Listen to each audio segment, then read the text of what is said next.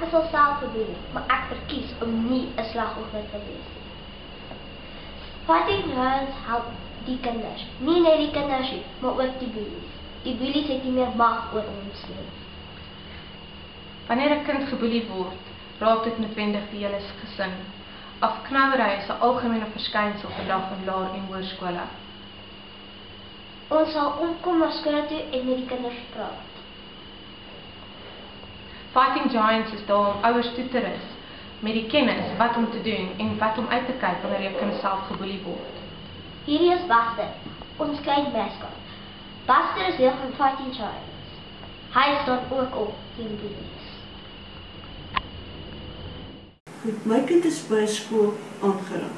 Op skoolterrein waar sy veronderstel was om beskerm te word en veilig te voel.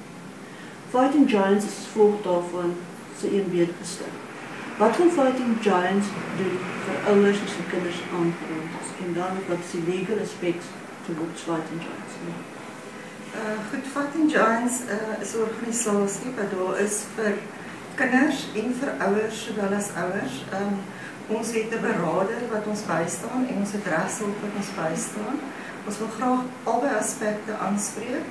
Ons wil die kinders wat geboelie word help, asook die oortreder wil ons help.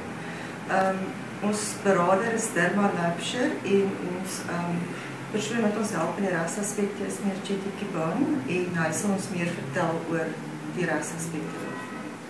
Die regsaspek van wanneer 'n kind op skool geboelie word, werk so. Die oortreder word verwys na Nerina Huis, dis in die Oos-Kaap, maar elke provinsie sal hul eie kindersentrum hê wat as hof en tronk dien. Nerina Huis sal die kind inneem en hulle sal aangehou word tot hulle in hul ouers se sorg vrygelaat kan word. 'n Maatskaplike werker sal dan 'n verslag saamstel wat 'n voorlopige ondersoek genoem word. Sodra dit eers saamgestel is, sal ons die behoeftes van die kind evalueer om te bepaal of hy of sy vrygelaat kan word al dan nie. Wanneer hulle vrygelaat word, sal hulle deur die normale hofprosedures gaan en daar sal toegewings gemaak word vir die wat eerste oortreders is. As die kind 'n eerste oortreder is, sal hy of sy waarskynlik by 'n program inskakel en die saak sal teruggetrek word. 'n Ander opsie vir die ouer van 'n kind wat geboelie word, is om die boelie self te dagvaar. 'n Mens kan hulle dagvaar in 'n siviele saak. Die uitspraak daarvan hou vir 30 jaar. So die kind mag dalk 12 of 13 of 15 wees.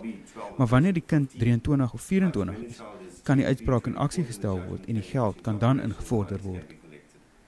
Dis die opsie wat die ouers het. Hulle hoef dit nie te neem nie, maar dis vir hulle beskikbaar.